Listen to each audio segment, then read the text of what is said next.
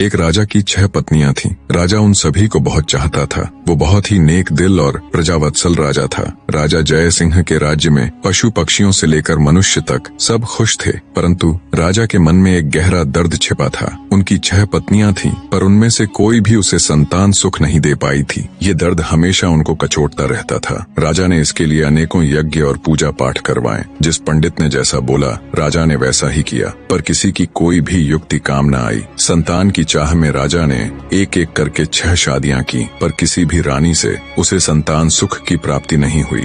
एक दिन राजा जय सिंह शिकार के लिए जंगल गए। वहाँ एक मृग का पीछा करते करते वो जंगल में दूर तक निकल गए। मृग तो भाग निकला, पर अब राजा भूख और प्यास से व्याकुल हो गया। तभी राजा के कानों में पानी के बहने की ध्वनि पड़ी। ध्वनि सुनते ही राजा की जान में जान आई। सोचा, जरूर आसपास ही कोई पानी का झरना है। भूख न सही, कम से कम प्यास तो मिटेगी। राजा ने ध्वनि की दिशा में तेजी से अपना घोड़ा दौड़ा दिया। जल्द ही राजा की आंखों के सामने एक बड़ा झरना था, पर जब राजा झरने के पास गया, तभी उसके कानों में एक स्त्री की आवाज पड़ी। अंधे है क्या? दिखाई नहीं देता? एक लड़की स्नान कर रही है। भूख प्यास से व्याकुल राजा ने उस तरफ तो ध्यान ही नहीं दिया था। लड़की की आवाज सुन राजा चौंक गया। उसने तुरंत अपना मुंह फेर लिया और बोला, क्षमा करे देवी, मैं इस जंगल में बहुत देर से भूखा प्यासा भटक रहा हूँ, जिससे विचलित होने के कारण मैं आपको देख नहीं पाया। इतना कह राजा मुंह फेरे ही वहाँ से कुछ दूर चलकर खड़ा हो गया। कुछ ही पलों में वह लड़की स्नान से निवृत्त होकर राजा के पास आई। उसने सूखे वस्त्र धारण किए थे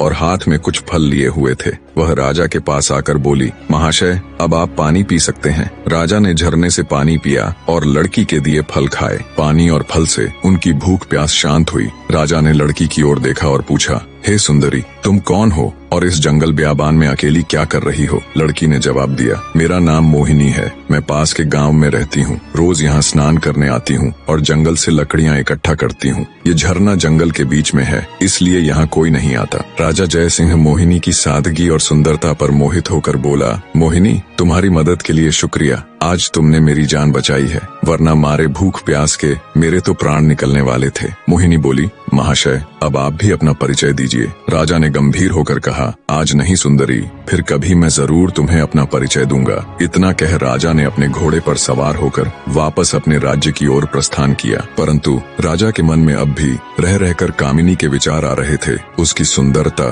उसकी सादगी, उसकी मधुर आवाज, सब कुछ राजा के मन में गहराई तक उतर गया था। महल में लौटने के बाद भी राजा के मन में वो ही सब चल रहा था। राजा को समझ नहीं आ रहा था कि 6 रानियों के होते हुए भी वह उस अनजान युवती के प्रति इतना आकर्षित क्यों है। कुछ सोचकर राजा अपने भरोसेमंद वजीर गौरीनाथ के पास जाता है। बने रहे।